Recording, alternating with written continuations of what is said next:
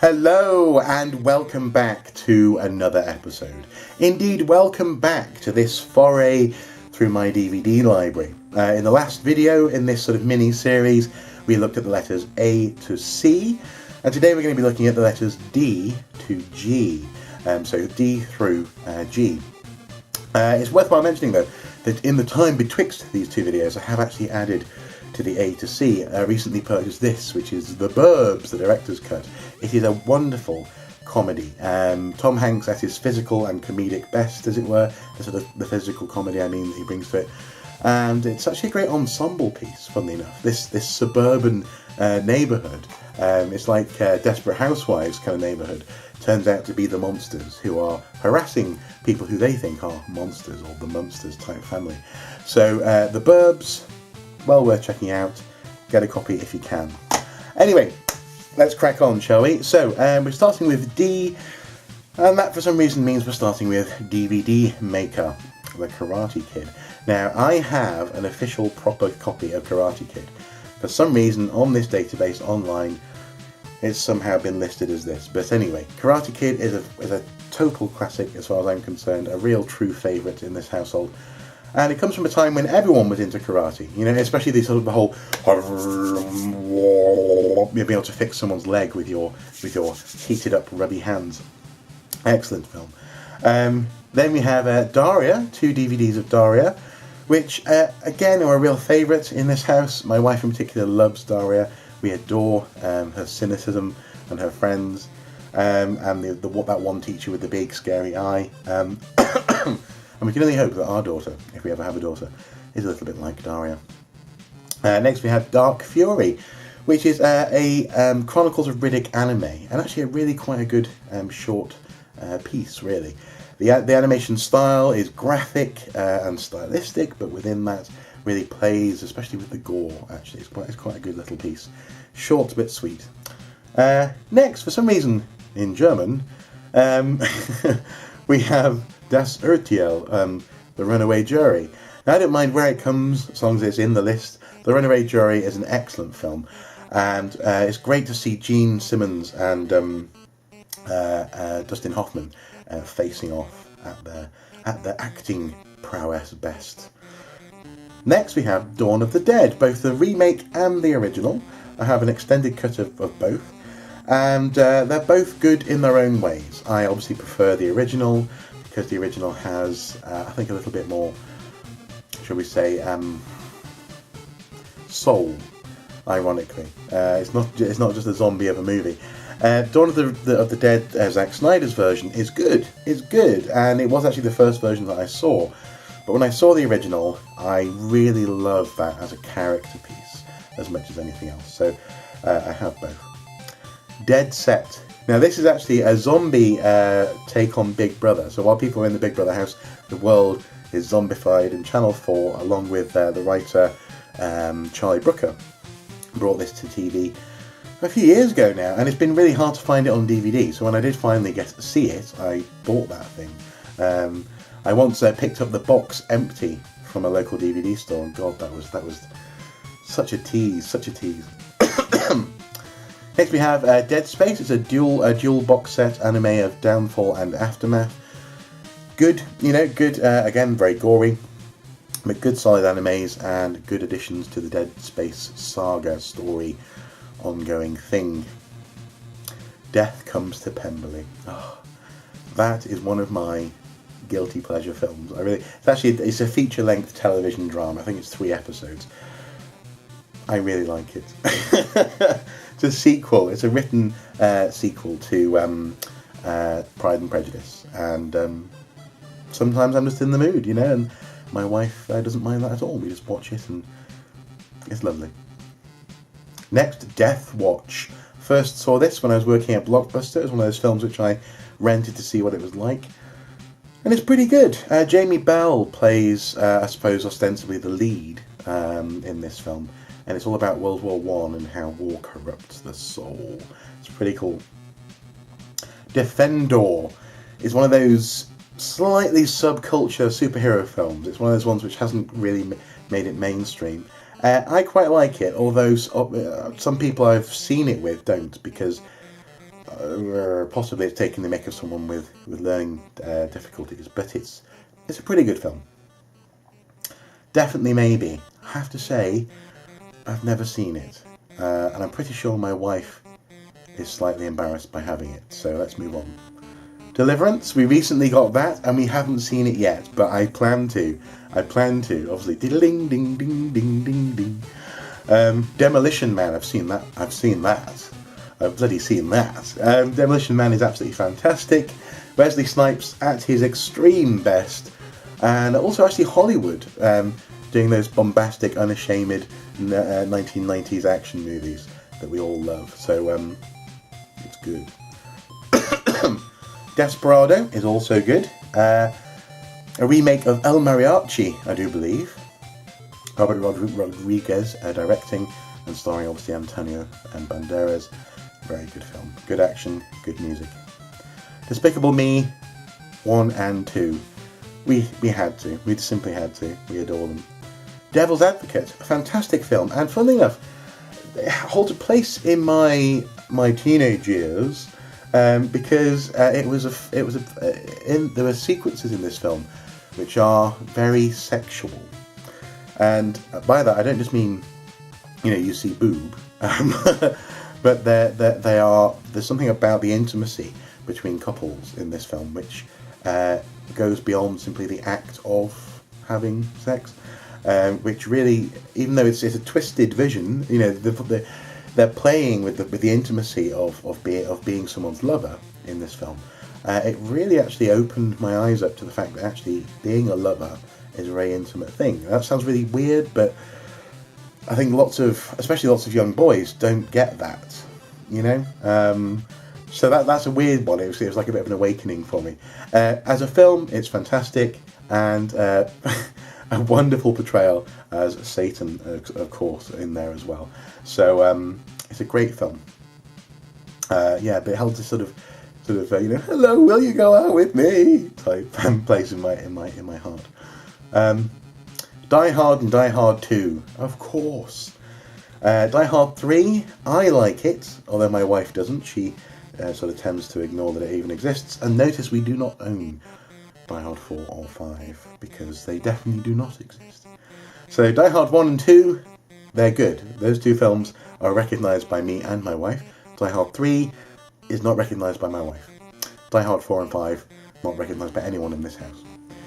Dinner Ladies, Season 1 and Season 2, a really lovely, extremely important comedy. If you haven't seen it, if you're not British and haven't seen it, you should give it a go. It's a good insight into Northern life in and around Manchester. But also written, obviously, by a wonderful team of people, and of course the amazing. Oh God, what's her name? Hang on. Oh. I didn't have to Google it, don't worry, I remembered as I was typing. Victoria Wood. Sadly, she died this year, but she's such an icon of I think real world women's humour, So Dinner Ladies, Season 1 and 2 is really, really good. Dirty Dancing. I hadn't seen that until my wife showed me it. It's pretty good. Dirty Harry, I had seen that before my wife showed me. In fact, I introduced her to it, and the fact that this film starts out with a cool jazz beat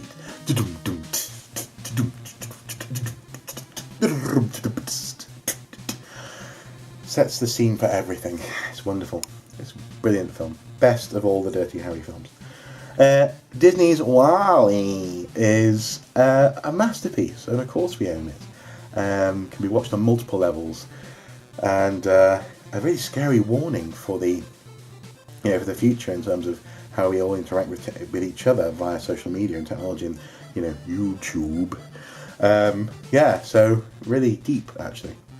The Disney Pixar short films collection, something else that we have, which is wonderful, absolutely wonderful. Obviously, it's not up to date anymore. There have been more released with each new Pixar movie. We get a new Pixar short, but they're beautiful little things. District 9. I haven't watched all of it yet. And the reason for that is because every time I go to watch it, my wife comes in At a certain point in the film, she goes, "Turn that off." And she's not that type of woman, but for some reason, this film, she's not remotely interested in. So it gets turned off. I'll have to watch it soon, though, as soon as possible. Django Unchained. God damn. That actually was recommended to us by an elderly couple. An older couple that we know. Well, they are elderly. Yeah, they won't know. Anyway, they said that we should watch it. We watched it, and it's great. Much better than Inglourious Basterds, in my humble opinion. Anyway. Dodgeball, a true underdog story, a true movie of my university years. It's a film which I watched quite frequently then, and that's why I own it. Dog Soldiers, hardcore, cool, British Army versus werewolves movie. Fantastic. It's by the same director as Centurion, which we saw in the previous video, and it's good. It's very good. Dog Soldiers. Dogma. Excellent. Excellent. I just love fucking with the clergy, man. Donnie Darko, really good. I was introduced to this when I was in high school and working at Blockbuster, and it's a film which obviously bears a few different viewings to really fully try and get it. I haven't seen Donnie Darko 2 though. I've heard that's also quite good. Doom. It's not good. I know it's not good, but it's a guilty pleasure movie. I like it. You know. Double Dragon, terrible movie. But I picked it up because I was curious, okay? I was curious. Bram Stoker's Dracula, fantastic. And actually, as is highlighted by Francis Ford Coppola, the director, lots of Dracula movies really hadn't done Bram Stoker's Dracula. They weren't just putting it in there because people were thinking it was fashionable, like Mary Shelley's Frankenstein. It's because they actually wanted to say, no, this is the book. We're doing the book. We're not just doing Hammer horror, you know? Also, Keanu Reeves, bit of a plank in that film. Gotta say, bit of a plank. Dragonheart. Oh, nostalgia overload. God, I love that film. Absolutely wonderful. Dredd. Yes. Judge Dredd done properly and done much closer to the amazing comics which I adore. Hopefully they'll get around to making a Dredd 2 soon. I know Carl Urban appears to be up for it, and I'm surely there's a market for it. Dredd 2. Make it happen. Someone needs to make it happen. Der har mail. You've got mail. It's my wife's. I've seen it. It's not as good as Sleeping in Seattle. Let's leave it there, shall we? Dumb and Dumber. Yes. Another film of my early teens. In many ways, it defined so much of my teenage years. So Dumb and Dumber is a film that I simply had to own. Duplicity is a really good film, actually, and also it's one of the first films that Clive Owen did after essentially turning down the role of Bond. And in many ways, it really highlights that he could and still could be a great Bond, but he wanted at the time, and still wants, as far as I'm aware, to not be typecast. And Duplicity is an interesting, very clever film. Dylan Moran, Monster, live. Dylan Moran is a great comedian, and his set in Dublin, this on the Monster DVD, is wonderful. I actually once bumped into him in York, and he was a little bit rude. Of course he was. He's Dylan Moran. Eagle Eye. Not as good as Enemy of the State, which I'm sure we're about to see. But Shia LaBeouf and some other people trying to do their best at making us paranoid about the government. And in that sense, it's a good romp. Easy A is one of our joint favourite films. My wife and I love Easy A. We love the story. We love the fact that we can relate in many ways to, especially the Easy A character, the character that Emma Stone is playing. She's very similar in terms of her outlook and her intelligence and her social standing as to what we were in our high schools. And obviously, it's just great. Plus, of course, I love Emma Stone. My wife does know that, but Emma Stone. Anyway, Eddie Izzard, the 2006 box set Also Eddie Izzard stripped. We do love a bit of Eddie Izzard in this house. Edward Scissorhands. Mwah. I remember actually seeing adverts for this film funny enough, actually in computer game magazines when I was a kid, and thinking, oh, it's going to be like Hellraiser, because he looks quite, quite metal, doesn't he? Quite hardcore. But it's a beautiful, nursery rhyme type vision, and I hope Tim Burton returns to that soon because we need more of that.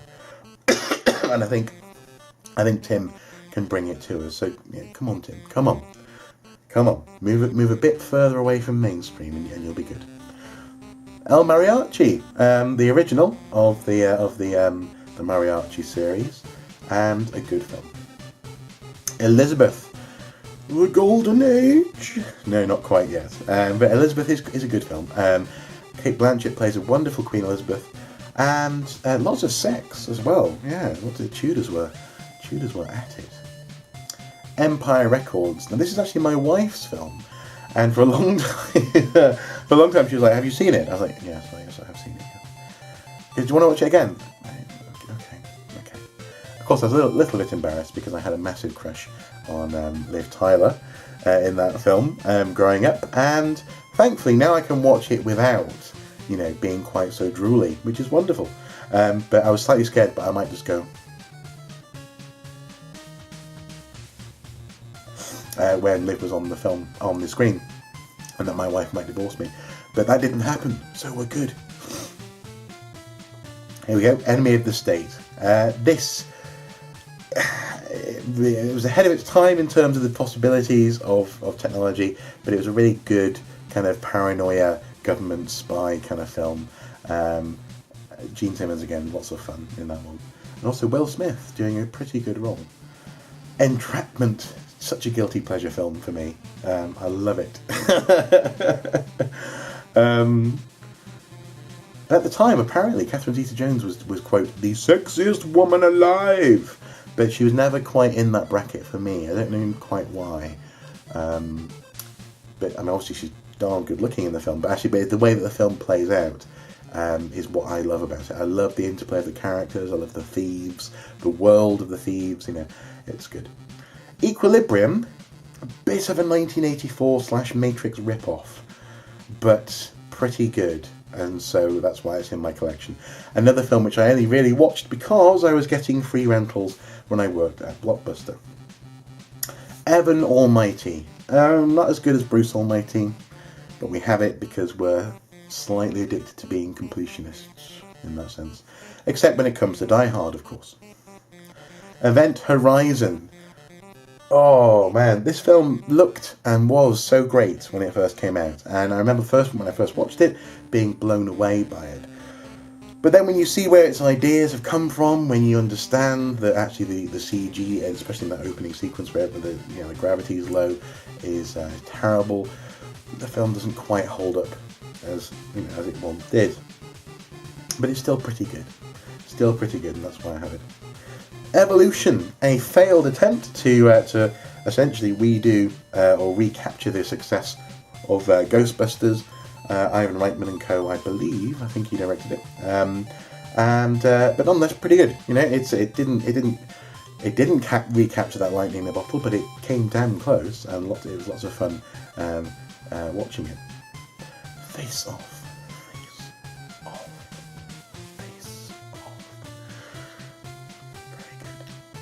Fahrenheit 9/11. Now, actually, I picked this up again from I think my time working at Blockbuster. I watched it and Bowling for Columbine because of my time there, and they're pretty good. I can see why people think that Michael Moore is a bit of a left-wing conspiracy nut, but I enjoy his style. Sue me. Fantastic Four, good, light-hearted fun. What can I say? It's good. It's okay. It's not good. It's okay. Fargo. Now that's good. That's some good, slightly weird stuff going on there. And we haven't actually seen the TV series yet. I've heard it's okay, and so has my wife. But we both adore the film. In fact, we've lent this film out 3 times and lost 3 copies. This is our 4th copy now in the old collection. Father Ted Season 1 and also Father Ted The Best Of. At some point I intend to get Father Ted the complete box set. Father Ted, yes. Yes, very good, Father Ted. Fearless. I haven't watched it yet. I really need to. Why haven't I watched that yet? He says to no one. I don't know why I haven't watched that yet. I need to watch that. Ferris Bueller's Day Off, though.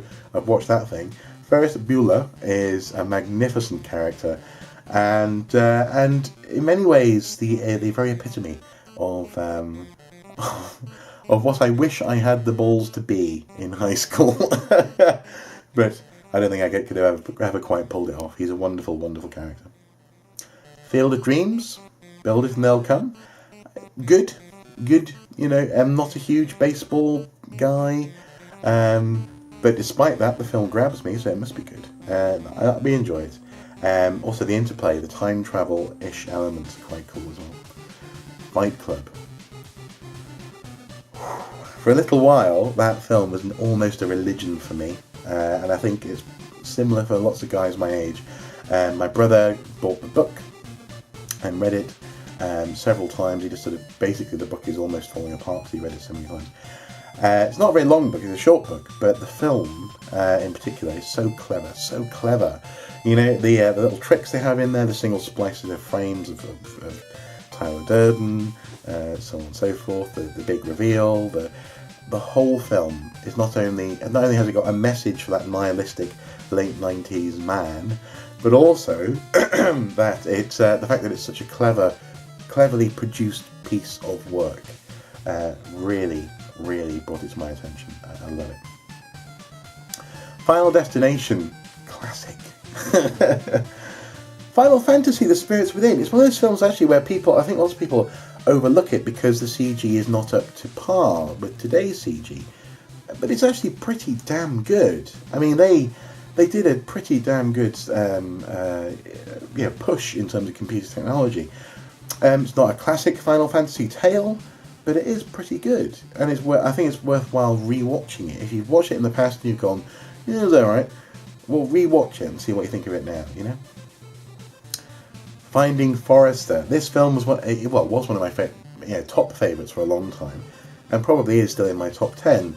It's just a great piece. It's a feel-good, educational, feel-good about one's own education and the ability to work hard and achieve type movie. And also as well, really great characters. It's one of those weird things where I found watching it in the same mood as I might have watched, for example, I don't know, something like Final Destination. I might go, which one? Oh, I'll go for Finding Forrester. For some reason, it just sort of ticked lots of those boxes. I think it's because there's something about the intensity of the film that matches up with an action film, strangely enough.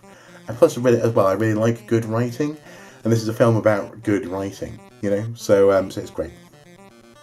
Finding Neverland, really nice, really quite a clever film, all about the context of the writing of the Peter Pan story. Firefly.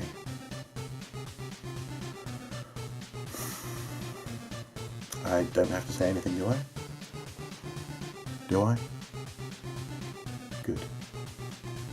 First Night. I love it. It's a really cheesy take on the King Arthur story, or certainly the Lancelot story. I think it's fantastic. Flatliners. Yes! Kiefer Sutherland has rarely been more perfect in a film. Apparently they're remaking it, as they are with everything. But Kiefer is coming back for the remake. He's making some sort of cameo or some sort of, he's doing like a professor at the medical school or whatever. Fantastic film. Flawless. I haven't yet watched it. Should do. I think it might be my wife's film. Flight. Now that is an interesting film. I'm going to have to do a bit more research. I've only watched it once. I'm going to have to do a bit more research on how real it is, if doesn't mean. But a very interesting film. Denzel Washington saves people by doing a very unconventional thing and then gets blamed for it because he happened to have been a bit, possibly inebriated, or at least they are accusing him of being out of control. Interesting. I'm going to have to research it. Flight of the Navigator. I've already made a video about this and I love it. Flight of the Navigator is simply one of my favourite childhood films. The Flint Street Nativity is very good. It's a bunch of adults, comedy actor adults, who are playing the roles of children, getting ready for and performing to a certain extent a nativity play in a primary school. And so if you've ever been part of that as a kid, especially that background excitement, getting in your tea towel headdress and all this sort of stuff, this film, this sort of short piece, it almost feels like a play actually. This DVD will be right up your alley. It's only about an hour long, and we try to watch it every Christmas time. It's lots of fun. Foo Fighters, Everywhere But Home, Foo Fighters Skin and Bone. I like the Foo Fighters. It's good. For a few dollars more. I haven't added. I recently got Fistful of Dollars and also The Good, the Bad and the Ugly. So I should add those to my DVD library. Sergio Leone, spaghetti western greatness. Clint Eastwood, amazing. Frankie Boyle, The Last Days of Sodom. Frankie Boyle is a god, a comedy god. Fringe. Now, this shouldn't actually be in our library anymore because we recently got rid of them. But we had Fringe seasons 1 to 5. And they're very, very good. The reason why we got rid of them is because we'll probably never watch them again because we know what the whole story is. But also because the final season slightly let us down. It was like a half a season long. It was essentially, the team were given the ability to wrap things up. Here's half a season. Go and do something. You can finish your story, and for us it wasn't finished quite properly. Bit of a shame. From Hell, very good film.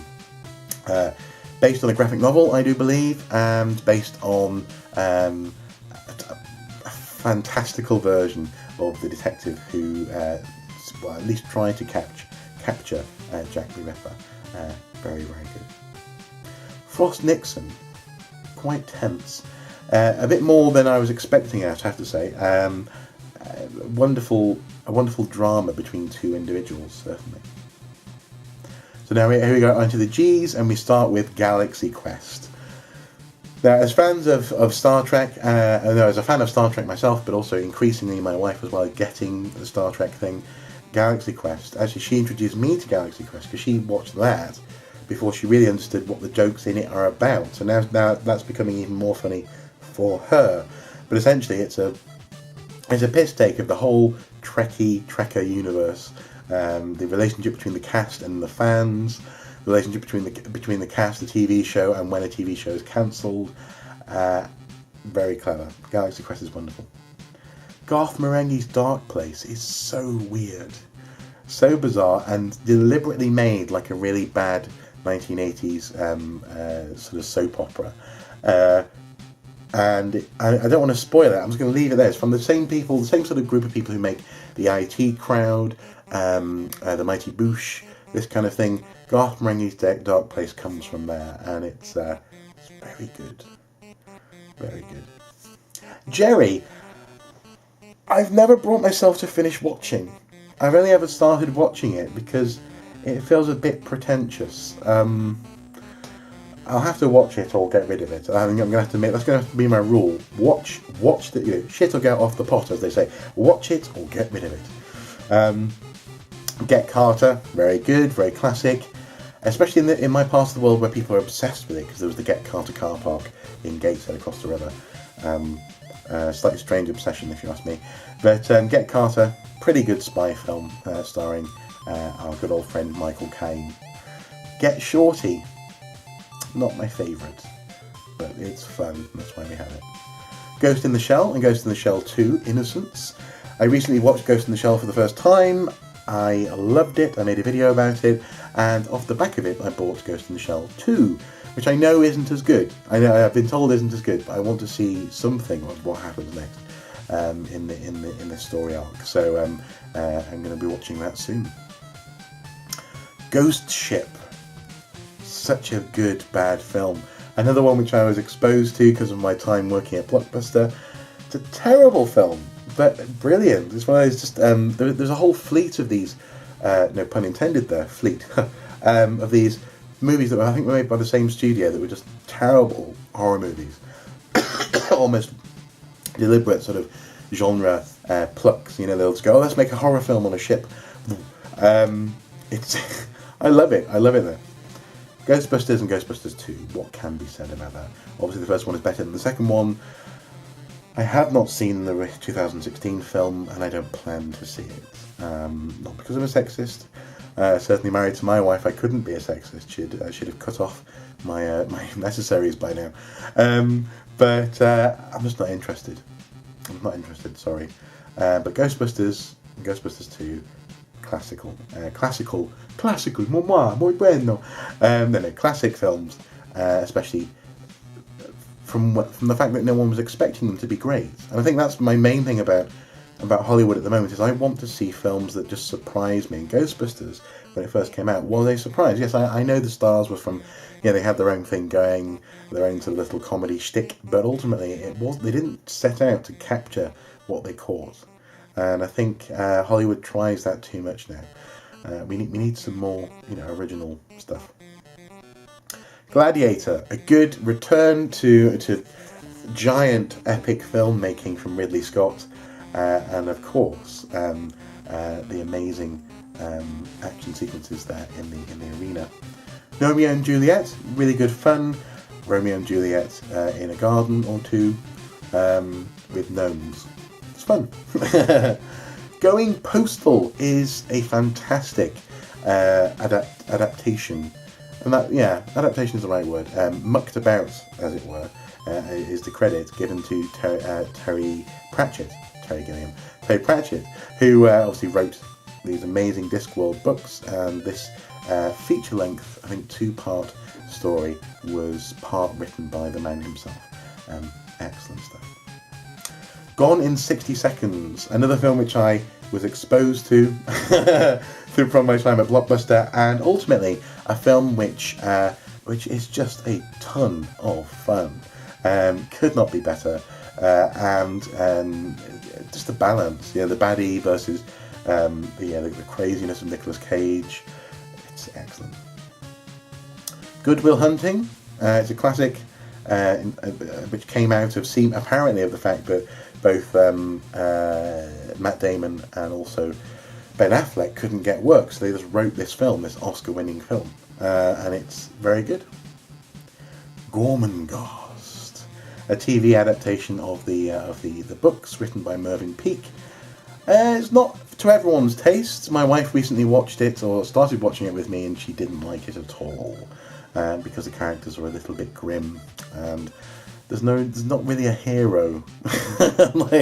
But I really like it, so Gormenghast is in the collection. Great Expectations, a fantastic adaptation, not everyone's favourite, of the wonderful Charles Dickens book. I like it, and I like it so much that I keep on losing it for some reason. I may even not have the disc now. This is my third copy of that film, and I don't lend it to anyone. For some reason it just goes missing. I don't know why. Next we have Grey's Anatomy, season 3, for some reason. I think that's my wife's. And finally, in the G's, we have Groundhog Day. What a way to end the G's. Groundhog Day, Bill Murray, and an amazing premise of reliving the same day over and over and over again. And how that not only could drive you crazy, but also you could learn something about yourself as well from that experience. There we go. Oh man, D to G. Hopefully this continues to be a vaguely interesting exercise for you guys, and it's certainly one for me, because actually it's an interesting seeing how many films I haven't watched in my collection, but also just sort of having to reflect on why do you have that film, eh? Tell me. So I'm quite enjoying this process. Even if you ain't, I'm going to finish it. Anyway, so that was D to G, and I look forward to doing the next one. As ever, guys, until next time, do take care. Bye bye.